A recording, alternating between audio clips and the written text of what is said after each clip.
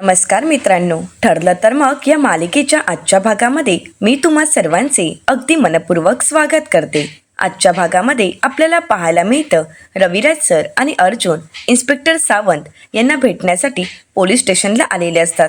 आता Raviraj sir inspector Sawant यांना म्हणू लागतात, इन्स्पेक्टर सावंत, तुमच्या सर्व प्लॅन लक्षात आलंच असेल. तर इन्स्पेक्टर सावंत रविराज सरांना म्हणू लागतात, हो सर, सर्व प्लॅन लक्षात आलंच आहे आणि तुम्हा दोघांचीही जर महिपत शिकरेविषयी शंका असेल तर आपण नक्कीच खात्री करून घेऊ. तर अर्जुन म्हणू लागतो, इन्स्पेक्टर सावंत, आम्हाला शंका नाही तर खात्री आहे की हा अपघात महिपत शिकरे यांनीच घडवून आणला असेल आणि म्हणूनच आता पुराव्यासहित त्याला आपल्याला पकडायचं आहे.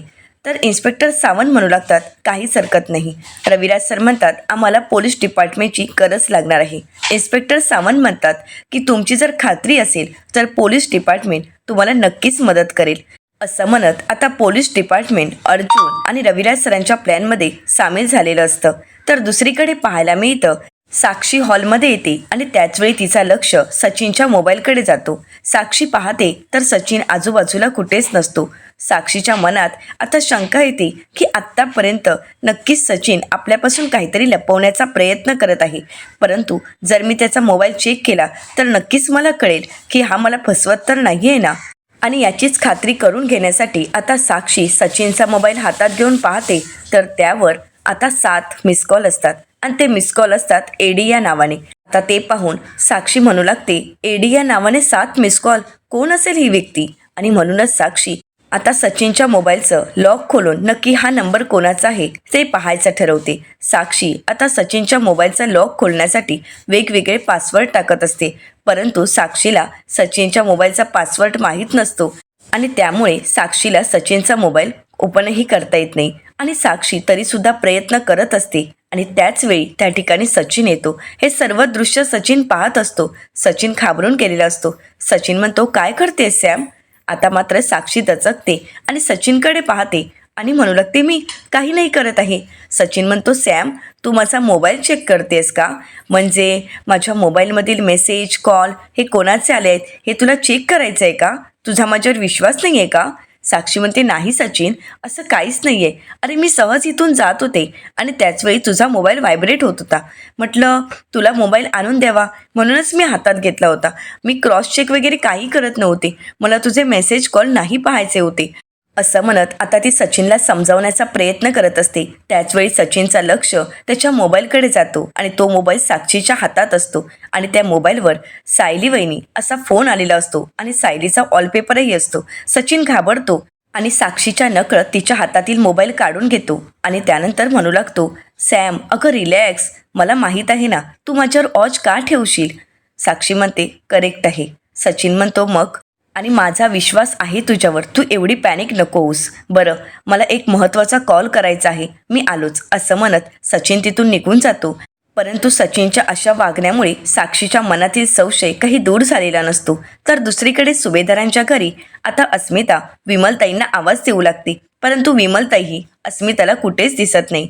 अस्मिता म्हणू लागते, हे काय, घरात कोणीच नाही आहे, विमलही नाही आहे, म्हणजे आता मी एकटीच असणार आहे. तर विमलसुद्धा माझ्यासोबत नाही. असं म्हणत अस्मिता किचनमध्ये येते आणि म्हणते, आता तर माझी कॉफी मलाच बनवून घ्यावी लागेल. अस्मिता पाहते तर गॅस कट्ट्यावर दूध असतं.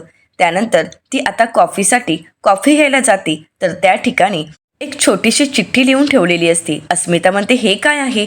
असं म्हणत आता ती अस्मिता चिठ्ठी खोलून पाहते तर त्यामध्ये लिहिलेलं असतं, डायनिंग टेबल कॉर्नर. आता अस्मिताला काहीच कळत नाही आणि म्हणूनच अस्मिता डायनिंग टेबलच्या कॉर्नरकडे येते आणि तिथे एक चिठ्ठी लिहिलेली असते. त्यावर एक गुलाबाचं फुलही असतं. अस्मिता खुश होते. ते गुलाबाचं फूल उचलते तर त्यावर ते चिठ्ठीमध्ये लिहिलेलं असतं, पोर्च. आणि म्हणूनच अस्मिता बाहेर दरवाजा उघडून पाहते तर बाहेर गार्डनमध्ये खूप छान असं डेकोरेशन केलेलं असतं. अस्मिताला काहीच कळत नाही. तर तिथे एक बोर्डही असतो की ज्यावर लाल कापड टाकलेला असतो. अस्मिता हे सगळं काही भारावून जाते आणि त्या बोर्डवर असणारा तो लाल कापड बाजूला करते आणि त्यावेळी मात्र अस्मिताचा आनंद काही गगनात मावत नाही, कारण अस्मिताच्या लहानपणीचे आणि आत्तापर्यंतचे प्रत्येक फोटो त्यावर आठवणी म्हणून तिला उजाळा द्यावा यासाठी लावलेले असतात. लहानपणीचे ते सर्व फोटो पाहून अस्मिता भारावून तर जातेच, परंतु तिचा आता मूडही ठीक झालेला असतो. तिच्या चेहऱ्यावरचा आनंद पाहून सर्वच जण खुश होतात आणि टाळ्या वाजवतच पुढे येतात. अस्मिताला काहीच कळत नसतं. हे नक्की काय चालू आहे याचा अस्मिताला अंदाजही नसतो. अस्मिताला हे सर्व काही सरप्राईज असतं. अस्मिता विचारते, हे काय आहे आणि एवढं सगळं काही डेकोरेशन कोणासाठी आणि कधी केलं आहे? अस्मिताला अर्जुन म्हणू लागतो, कसं आहे ना अस्मिताई, माझ्याकडे एक एंजल आली होती आणि ती मला म्हणाली माझ्या अस्मिताईला एकटं वाटत आहे. आणि मग मला माझी बायको म्हणाली माझ्या अस्मिताईंना एकटं वाटलेलं मला चालणार नाही आणि म्हणूनच हे सगळं काही माझ्या बायकोने माझ्या अस्मिताईसाठी केलं आहे, तिच्या चेहऱ्यावरचा आनंद परत आणण्यासाठी. असं म्हणत सायली, अर्जुन अस्मिताजवळ जातात आणि तिचा हात हातात घेत सावरत तिला खाली घेऊन येतात. आता रविराज सर, प्रतिमा आत्या, घरातील सर्वच जण अस्मिताचं गोड कौतुक करत असतात आणि तिचं स्वागतही करत असतात. अस्मिताला हे सगळं काही खूप भारी वाटत असतं. या सगळ्यामुळे अस्मिताच्या चेहऱ्यावरचा आनंद परत आलेला असतो. तिचा चेहरा खुललेला असतो. आता अस्मिता सर्वांना मिठी मारते आणि तिचा आनंद व्यक्त करत असते. अस्मिता खूप खुश असते. अस्मिताला खुश पाहून सर्वच जण खूप खुश होतात. त्यानंतर आता प्रतिमा आत्या अस्मिताला म्हणतात, बरं अस्मिता, आता हे सगळं काही तुझ्यासाठी आहे. रविराज सर म्हणतात, अस्मिता, हे सगळं काही तुला आवडलं आहे ना? आणि हो, सगळ्यात महत्त्वाचं म्हणजे आता तुझा मूड ठीक झाला आहे ना? कारण हा सगळा काही घाट सायलीने तुझ्यासाठी घातला आहे. हे सगळं काही सायलीने केलं आहे. आता अस्मिता ते सगळं काही डोळे भरून पाहते. त्यावेळी मात्र अस्मिताला तिच्या डोळ्यासमोर येतं ते म्हणजे सायलीच्या गृहप्रवेशाचे क्षण. ज्यावेळी सायली सुभेदारांच्या घरी सून म्हणून गृहप्रवेश करणार असते, त्याचवेळी अस्मिता पूर्णाजींना म्हणालेली असते, काही नाही, सुभेदारांच्या प्रॉपर्टीवर डोळा होता आणि सुभेदारांची प्रॉपर्टी पाहिली आणि मग काय, या घरात यायचा प्लॅन केला. असं म्हणत अस्मिताला सर्व क्षण आठवतात. अस्मिता पूर्णाजींना म्हणालेली असते, पूर्णाजी, तुझा हार हा सायलीनेच चोरला आहे. आणि ज्यावेळी सायलीची पर्स पाहिली जाते त्यावेळी सायलीच्या पर्समध्ये पूर्णाजींचा हार नसतो, परंतु अर्जुन म्हणालेला असतो, अस्मिताताई, जर आता सायलीची पर्स चेक झालीच आहे तर आता तुझीही पर्स चेक व्हायलाच पाहिजे. आणि त्याचवेळी तो हार अस्मिताच्या बॅगमधून खाली पडतो. तर त्यानंतर अस्मिताला आठवतो तो क्षण म्हणजे डोहाळे जेवणाचा. ज्या दिवशी अस्मिताचं डोहाळे जेवण असतं त्यावेळी अस्मिता तेलावरून पाय घसरून पडणार, परंतु त्याचवेळी सायलीने तिला सावरलेलं असतं. सायलीनेच तिला पुनर्जन्म दिलेला असतो. हे सर्व क्षण अस्मिताला आठवतात. आता अस्मिताच्या डोळ्यामध्ये आनंद अश्रू असतात आणि तिच्या वागण्याचा पश्चातापही असतो. आणि म्हणूनच अस्मिता आता सायलीला म्हणू लागते, तू हे सगळं? सायली म्हणते, हो अस्मिताताई, हे सगळं काही आम्ही तुमच्यासाठीच केलं आहे. मला माहीत आहे अस्मिताताई, आजकाल माझ्या धावपळीमध्ये तुमच्यासाठी मला वेळ देता येत नाही, परंतु अस्मिताताई, आम्ही तुमच्यासोबत आहोत. तुम्ही स्वतःला कधीच एकटं समजायचं नाही. प्रतिमा आत्या म्हणतात, हो अस्मिता, आम्ही सर्वच जण तुझ्यासाठी आणि तुझ्या बाळासाठी कायम तुझ्यासोबत आहोत. काळजी नाही करायची. अस्मिताच्या डोळ्यामध्ये आनंद अश्रू असतात. सर्वांनीच अस्मिताला एक खूप मोठं असं सरप्राईज दिलेलं असतं. अस्मिताच्या डोळ्यातील ते अश्रू पाहून सायली अस्मिताला म्हणू लागते, अस्मिताई, असं नाराज नाही व्हायचं आणि चेहराही पाडायचा नाही, कारण तुम्ही उदास असला किंवा तुम्ही नाराज असला तर ते मला नाही आवडत. आणि म्हणूनच तुमच्यासाठी हे सगळं काही आम्ही प्लॅन केलं आहे. अस्मिताताई, तुम्ही नेहमी आनंदात आणि तुमच्या चेहऱ्यावरचं हसू मला कायम पाहायचं आहे. अस्मिताताई, तुमच्या चेहऱ्यावरचं हसू पाहण्यासाठी मी हा सगळा घाट घातला आहे. अस्मिता म्हणू लागते, सायली, अगं मी तुला थँक्यू तरी कसं बोलू, मला काहीच कळत नाही, परंतु तुम्ही सगळ्यांनी तुमचा सगळ्यांचा वेळ माझ्यासाठी दिलात. खरंच मी काय बोलू मला नाही माहीत. खरंच मी नशीबवान आहे की तुमच्यासारखी माणसं माझ्यासोबत आहेत. असं म्हणत अस्मिता रडत असते. तर सायली म्हणू लागते, अस्मिताताई, आता रडायचं नाही. तर प्रतिमा आत्या म्हणतात, हो अस्मिता, अगं एवढा आनंदाचा क्षण आहे, मग का रडतेस तू? नाही, तुझ्या डोळ्यामध्ये आता अश्रू नको आहेत. असं म्हणत सर्वच जण अस्मिताला शांत करत असतात. तर चैतन्य म्हणू लागतो, काहीच हरकत नाही, तिला रडायचं आहे ना, मग रडू देत. चला मग आपण तोपर्यंत पाणीपुरी खाऊन घेऊयात. अस्मिता म्हणते, पाणीपुरी म्हणजे पाणीपुरीसुद्धा आहे का? तर अर्जुन म्हणतो, नाही ना, होती पण आता आम्ही संपवणार आहोत. असं म्हणत अर्जुन आणि चैतन्य पाणीपुरी खायला जाणार. तर रविराज सर म्हणू लागतात, काय चाललंय तुमचं हे? तिला प्रत्येक वेळी का रडवता तुम्ही? असं म्हणत अर्जुनला आणि चैतन्याला थांबवतात. तर अस्मिता म्हणू लागते, काय हे काय चाललंय तुमचं? सर्वजण तिची मज्जा घेत असतात. तर विमलताई अस्मिताला म्हणतात, अस्मिताताई तुम्हाला पाणीपुरी खायचे डोहाळे लागले आहेत ना, मग घ्या. तुम्हाला जेवढी हवी तेवढी पाणीपुरी खाऊन घ्या आणि तुमचे डोहाळे पूर्ण करून घ्या. थांबा मी आलेच, असं म्हणत विमलताई जाणार. परंतु त्याच वेळी आता पाणीपुरीची एक प्लेट घेऊन सचिन अस्मिताच्या समोर आलेला असतो. परंतु सचिनने एक मास्क लावलेला असतो आणि त्यामुळे अस्मिताला काही ओळखता येत नाही. अस्मिता ती पाणीपुरी पाहून खुश होते आणि तिचा लक्ष काही सचिनकडे जातही नाही. तर त्यानंतर आता सचिन अस्मिताला विचारतो, मॅडम तुम्हाला आणखी काही हवं आहे का? तर अस्मिता म्हणते, म्हणजे अजून काही आहे का? अर्जुन म्हणतो, हो हो सगळं काही आहे. परंतु अजूनपर्यंत अस्मिताने सचिनला काही ओळखलेलं नसतं. आता सर्वच जण अस्मिताला तिच्या सर्व आवडीच्या वस्तू दाखवण्यासाठी घेऊन येतात. विमलताई दाखवतात ती असते पाणीपुरी. आता मात्र अस्मिताचा चेहरा अजून खुललेला असतो. अस्मिता म्हणू लागते, पाणीपुरी अजून काय आहे? तर अर्जुन दुसरा कापड बाजूला करतो. तर त्या ठिकाणी असतं चिंच, आवळा आणि सर्वात तिचं आवडतं म्हणजे कैरी. अस्मिता आता कैरी घेते आणि म्हणू लागते, अजून काय आहे? तर आता प्रतापराव तिला पुढचा कापड बाजूला करून दाखवतात तिचा आवडता वडापाव. अस्मिता म्हणते, वडापाव सुद्धा आहे? अस्मिताला काय बोलावं काहीच कळत नसतं. अस्मिताचे डोहाळे एका दिवशी सर्व काही पूर्ण करायचं सर्वांनीच ठरवलेलं असतं. तर त्यानंतर चैतन्य पुढचा कापड बाजूला करतो. तर तिथे असतं आईस्क्रीम. आईस्क्रीम असतं ते अस्मिताच्या आवडतं व्हेनिला आईस्क्रीम. अस्मिता म्हणू लागते, व्हेनिला आईस्क्रीम हे तर माझं फेवरेट आहे. आणि अस्मिता खूप खुश होते. हे सगळं काही सचिन दुरूनच पाहत असतो आणि इकडे मात्र सर्वजण अस्मिताच्या चेहऱ्यावरचा आनंद पाहत असतात.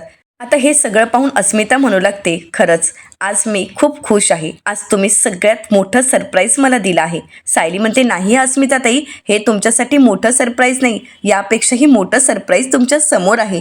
अस्मिता म्हणते, काय? तर त्याच वेळी सचिन तिच्या समोर येतो. परंतु सचिनने मास्क घातल्यामुळे अजूनपर्यंत अस्मिता त्याला काही ओळखू शकत नाही. आणि ज्यावेळी सचिन त्याचा मास्क बाजूला करतो त्यावेळी मात्र अस्मिताला काय बोलावं काहीच कळत नाही. अस्मिता म्हणते, सचिन तू? आणि आता ती लगेच सचिनला बिलगते. सचिन अस्मिताला जवळ घेतो. अस्मिता म्हणू लागते, सचिन तू इथे? असं म्हणत ती खूप खुश होते, कारण तिला सचिनला पाहायचं असतं आणि तिच्यासाठी सचिन हेच सगळ्यात मोठं सरप्राईज असतं. तर आता अस्मिता म्हणू लागते, खरंच आज तुम्ही जे काही करताय ना माझ्यासाठी, मला तरी असं वाटतंय की आज तर माझं डोहाळे जेवणच आहे. सायली म्हणते, नाही आहे अस्मिताताई, अहो हे तुमचं डोहाळे जेवण वगैरे नाही आहे, हे फक्त तुमच्यासाठी एक सरप्राईज होतं. डोहाळे जेवण अगदी थाटात आणि खूप उत्साहात साजरं करायचं आहे. तर अर्जुन म्हणतो, ही फक्त पाणीपुरी चाट पार्टी. तर त्यानंतर चैतन्य म्हणू लागतो, तुझा मूड ठीक करण्यासाठी ठेवलेली ही पार्टी आहे. तर अर्जुन पुढे म्हणतो, सचिन इन पनवेल पार्टी. असं म्हणत सर्वजण अस्मिताला हसवत असतात आणि अस्मिता अगदी पोटभर हसत असते. अस्मिताच्या चेहऱ्यावरचा गेलेला आनंद पुन्हा एकदा सर्वांनी आणलेला असतो. अस्मिता तर खूप खुश असते आणि अस्मिताचा आनंद पाहून सर्वजण खुश असतात. आता अस्मिता पुन्हा एकदा सचिनला मिठी मारते. अस्मिता सचिनला पाहून खूप खुश होते. तर दुसरीकडे विमलताई आता अश्विनला बोलवण्यासाठी अश्विनच्या रूममध्ये येते आणि म्हणू लागते, अश्विन दादा चला ना, सर्वजण तुमची वाट पाहत आहेत. आम्ही बाहेर पाणीपुरीचा स्टॉल लावला होता आणि आता दुपारची संध्याकाळ झाली आहे. चला ना, तुम्ही सुद्धा या सगळ्यामध्ये सामील व्हा. तर आता अश्विन म्हणू लागतो, माझं काय काम आहे तिथे? विमलताई म्हणतात, सर्वजण तुमची वाट पाहत आहेत, चला ना. अस्मिताताईंना सुद्धा तुम्हाला पाहून खूप आनंद होईल. तर अश्विन म्हणतो, नाही माझी काहीच तिथे गरज नाही आहे, त्यामुळे तुम्हाला मजा करायची आहे ना आणि तुम्हाला ती पार्टी एन्जॉय करायची आहे ना, मग करा तुम्ही, जा. असं म्हणत आता तो विमलताईला तिथून जायला सांगतो. तर त्याचवेळी प्रिया त्या ठिकाणी येते. आता प्रियाला मात्र काहीच कळत नसतं. प्रियाला तो क्षण आठवतो ज्या क्षणी प्रिया सायली आणि अर्जुनच्या मागावर जायचं ठरवते. तर अस्मिताचा मूड ऑफ असतो. अस्मिता म्हणू लागते, मी एकटीच घरी थांबायचं का? तर सायली तिला म्हणालेली असते, अस्मिताताई मी लवकरच येईल. आणि आता त्यांनी जी काही पार्टी केलेली असते त्यामुळे तर प्रियाला काहीच कळत नसतं. तर प्रिया मनाशीच म्हणते, हे दोघेही एवढे शांत कसे काय असू शकतात? म्हणजे हे शोध वगैरे घेत नाही आहेत का? यांनी शोध थांबवला असेल का? की यांच्या हाती काही पुरावा तर लागला नसेल ना? म्हणजे माझ्याविषयी काही पुरावा असेल तर? आता मात्र प्रिया घाबरते. तिला तर काहीच कळत नसतं आणि म्हणूनच प्रिया अश्विनला म्हणू लागते, अश्विन ही विमल आपल्या रूममध्ये का आली होती? तर अश्विन म्हणू लागतो, काही नाही, घरातील सर्वांनी अस्मिताताईसाठी एक छोटीशी पार्टी ऑर्गनाईज केली आहे आणि त्या पार्टीत आपणही सामील व्हावं यासाठीच ती आपल्याला बोलावण्यासाठी आली होती. तर याही गोष्टीचा फायदा घेत प्रिया म्हणू लागते, अरे वा, म्हणजे तुला बोलवण्यासाठी एका मोलकरणीला इथे पाठवलं. घरातील कोणालाच वाटलं नाही का की स्वतः जाऊन तुला बोलावून आणावं, या पार्टीत सामील करावं? पण नाही, त्यांनी एका मोलकरणीला पाठवलं आणि आपलं काम पूर्ण केलं. तर अश्विन म्हणू लागतो, असं काही नाहीये. सायली वहिनीने 3-4 वेळा मला फोन केला होता, परंतु मी कामामध्ये एवढा बिझी होतो की मी फोन नाही रिसीव्ह करू शकलो, आणि म्हणूनच तिने तसा मेसेजही केला होता की संध्याकाळच्या पार्टीमध्ये सामील व्हा. तिने सर्व प्लॅन मला सांगितलं होतं, आणि ज्यावेळी मी घरी आलो तेव्हाही ती मला म्हणाली होती की अश्विन भाऊजी फ्रेश व्हा आणि लवकरच पार्टीसाठी खाली या, परंतु मी नाही गेलो. तर आता हे ऐकल्यानंतर प्रिया म्हणू लागते, अरे वा, दिराने तर वहिनीचं कौतुक करण्याचा आजच्या दिवशीचा कोटा पूर्ण केला आहे, हो ना? अजून काही बाकी आहे का बोलायचं? असं म्हणत प्रिया अश्विनला प्रश्न करते. आता मात्र अश्विनला प्रियाचा खूप राग आलेला असतो.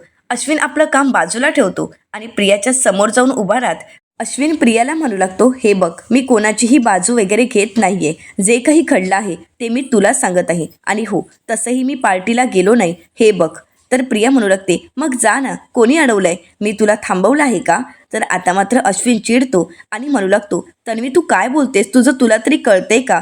अगं तुझी बाजू मी नेहमीच घेतो, तुझ्या बाजूने स्टँड घेतो, आणि म्हणूनच आज घरच्यांसोबतचे माझे संबंध बिघडले आहेत, आणि हे सगळं काही मी तुझ्यासाठी करत आहे ना, मग त्याची थोडी तरी किंमत ठेव. तर प्रिया अश्विनला म्हणू लागते, अच्छा, म्हणजे हे सगळं काही माझ्यामुळे घडलंय का?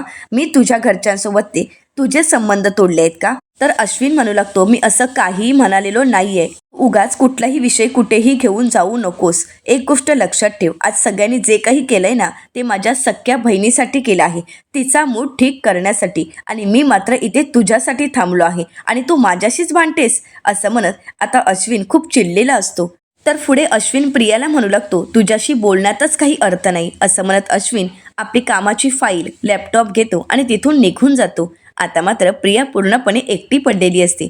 तर दुसरीकडे पाहायला मिळतं, संपूर्ण कुटुंब एकत्र येत अस्मितासोबत खूप मज्जा मस्ती करत असतात, खूप हसत असतात आणि खूप एन्जॉय करत असतात. तर रविराज सर सर्वांना म्हणतात, चला, मी आता अस्मिताच्या लहानपणीच्या काही गोष्टी सांगणार आहे, पण त्या खऱ्या आहेत की खोट्या हे तुम्ही ओळखायचं आहे. रविराज सर म्हणतात, अस्मिता 5-6 वर्षाची होती आणि समोरच्या गार्डन एरियामध्ये पडली होती, आणि पूर्णाजी ज्यावेळी तिला उचलायला गेल्यात त्यावेळी अस्मिता काय म्हणाली माहीत आहे का? मी पडली नव्हती, तर मी उडी मारत होते. असं म्हणताच आता सर्वजण हसू लागतात. तर अर्जुन म्हणतो, सिनियर, हे खरंच असणार आहे, कारण अस्मिताताई लहानपणी अशी होती ना की लहानपणी माती खायची, परंतु कधीच मान्य करायची नाही की मी माती खाल्ली आहे. आता मात्र अर्जुनचं हे बोलणं ऐकून चैतन्य पुढे म्हणू लागतो, गिरे तो बी टांग उपर. ही म्हण मला वाटतं अस्मिता ताईला पाहूनच तयार झाली असावी. आता सर्वजण खूप हसत असतात. तर अस्मिता म्हणू लागते, ए काय चाललंय तुम्हा दोघांचा? सचिन बघतोयस ना, हे दोघे जण मला किती त्रास देत आहेत. सचिन म्हणतो, ते दोघं काही चुकीचं बोलत तर नाही आहेत ना? आता मात्र सर्वजण पुन्हा हसू लागतात. कोणीही अस्मिताची बाजू घेत नसतं. सर्वच जण अस्मिताला खूप चिडवत असतात, तिला त्रास देत असतात आणि तिच्या चेहऱ्यावरचा आनंदही पाहत असतात, आणि हे सगळं काही अश्विन दुरूनच पाहत असतो. आता सर्वच जण अस्मिताच्या लहानपणीच्या गोष्टी सांगत असतात. तर प्रतापराव म्हणू लागतात, आता मला सांगा, हे अस्मिताचं खरं आहे की खोटं आहे वागणं? म्हणजे बघा ना, अस्मिता 3-4 वर्षाची होती आणि त्यावेळी अस्मिता काहीतरी करत होती. आता अस्मिता शांत आहे म्हणजे काहीतरी करत असणार हे कल्पनाला चांगलंच माहीत होतं, आणि म्हणूनच कल्पना पाहायला गेली तर अस्मिताने काय केलं होतं माहीत आहे का? तिने कल्पनाची लिपस्टिक घेतली होती आणि तिने आपल्या संपूर्ण चेहऱ्याला लावली होती. आता हे ऐकताच सर्वजण हसू लागतात. तर सचिन म्हणू लागतो, आत्ता मला कळतंय की हिला महिन्याला 4-4 लिपस्टिक का लागतात. आता सर्वजण हसत असतात. अस्मिता म्हणते, सचिन तूही? तर त्यानंतर सायली अस्मिताला म्हणते, बरं अस्मिताताई, मी तुमच्यासाठी एक छोटंसं गिफ्ट आणलंय. अस्मिता खुश होते आणि म्हणू लागते, वाव, खरंच खूप छान आहे, काय आहे यात? असं म्हणत अस्मिता खोलून पाहणार तर सचिन म्हणतो, अस्मिता, अगं नंतर बघ ना, आता आपण अजून काहीतरी गेम खेळूयात ना, म्हणजे चला आता आपण म्युझिक लावूयात का? तर चैतन्य म्हणतो, त्यापेक्षा आपण सर्वांनी असं केलं तर, म्हणजे आपण कोणीतरी गाणं गुणगुणायचं आणि ते गाणं कोणतं आहे हे अस्मिताईने ओळखायचं आहे. अस्मिताला हा गेम खूप आवडलेला असतो. अस्मिता म्हणते बरं ठीक आहे, चालेल, मला काहीच हरकत नाही. तर आता पहिलं गाणं कोणी गुणगुणायचं हे सर्वजण एकमेकांकडे पाहू लागतात. चैतन्य म्हणतो मी पहिले सुरुवात करतो असं म्हणत आता चैतन्य एक गाणं गुणगुणतो. आता सगळ्यांनी ते गाणं ओळखलेलं असतं, परंतु अस्मिता विचार करू लागते आणि त्याचवेळी तिच्या लक्षात येतं की हे तर अगदी लहानपणीचं नाच रे मोरा हे गाणं आहे. आता सर्वजण एकत्र मिळून ते गाणं गात असतात, खूप एन्जॉय करत असतात आणि यामध्ये सचिनही सामील झालेला असतो. आता त्यानंतर प्रतापराव रविराज सरांना म्हणू लागतात, आता रविराज तू गाणं गुणगुणायचं आहे. रविराज सर म्हणतात बरं ठीक आहे असं म्हणत आता रविराज सर एक गाण्याची म्युझिक गुणगुणतात आणि ते गाणं असतं हे एक रेशमी खरटे. परंतु अस्मिताला काही ओळखता येत नाही. अस्मिता म्हणू लागते नाही, हे तर मला माहीतच नाही आहे, कोणतं आहे गाणं. तर सायलीमध्ये अस्मिता ताई अहो हे तर गाणं हे एक रेशमी खरटे असं म्हणत आता सर्वजण ते गाणं गाऊ लागतात आणि हे सगळं काही दृश्य अश्विन दुरूनच पाहत असतो. त्या सगळ्यांचा आनंद पाहून अश्विनलाही खूप आनंद वाटत असतो. अश्विनही दुरूनच या सगळ्यामध्ये सामील झालेला असतो आणि त्यानंतर सर्वजण ठरवतात अस्मिताचा आवडता खेळ तो म्हणजे पत्त्यांचा खेळ. सर्वजण पत्ते खेळायचं ठरवतात. तर आता ह्या सगळ्यामध्ये सचिन म्हणू लागतो अस्मिताला पत्ते हा गेम खूप आवडतो आणि टाईमपास म्हणून तर तिच्यासाठी हा सगळ्यात बेस्ट असतो आणि त्यामध्ये चॅलेंज असेल तर मग तर काही बघायलाच नको. अस्मिता खुश होते आणि म्हणू लागते हो मला तर आवडतोच आणि सर्वांनी आज चॅलेंज म्हणूनच खेळायचं ठरवलेलं असतं. आता अर्जुन चॅलेंज देतो तर त्यानंतर हे चॅलेंज काही सचिनला झेपत नसतं आणि या सगळ्यामध्ये सचिन हारलेला असतो. चैतन्य म्हणू लागतो बघा तुम्ही मात्र हारलात. तर इकडे रविराज सर म्हणू लागतो अर्जुन खेळातही कधी खोटं बोलत नाही असं म्हणत सर्वजण खूप एन्जॉय करत असतात. तर चैतन्य म्हणतो ते तर मला माहीतच होतं, परंतु मला सचिनची मज्जा घ्यायची होती. तर त्यानंतर आता पुन्हा एकदा गेमला सुरुवात होते आणि आता हे सगळं काही हळूहळू अश्विनलाही हवंसं वाटत असतं, अश्विनलाही सामील व्हावंसं वाटत असतं आणि म्हणूनच अश्विन आता अस्मिताच्या मागे येऊन उभा राहतो. आता पुढचं चॅलेंज अस्मिताने दिलेलं असतं. तर त्यानंतर आता अश्विन रविराज सरांना म्हणू लागतो रविराज काका तू अस्मिताला चॅलेंज कर, कारण तिने ते पत्ते खोटे दिले आहेत असं म्हणत अश्विनने अस्मिताचं भांडं फोडलेलं असतं. अस्मिता म्हणू लागते तू का सांगतोयस त्यांना. नाही आता तर मला तुझा राग आला आहे, परंतु मी तुझ्यावर रागवणार नाही, कारण तू आमच्यात सामील झालायस ना, म्हणून एक वेळी मी तुला माफ केलं आहे. तर त्यानंतर आता अश्विन म्हणतो की हो मी सुद्धा तुमच्यात सामील होत आहे, चला माझेही पत्ते काढा. आता मात्र सर्वजण खुश होतात. आता अश्विनला असं सर्वांमध्ये सामील झालेलं पाहून सायलीच्या डोळ्यामध्ये आनंद अश्रू असतात. सायली अर्जुनकडे पाहू लागते. तर त्यानंतर आता विमलताई अश्विनला विचारतात अश्विन दादा तुमच्यासाठी एक शेवपुरी घेऊन येऊ का.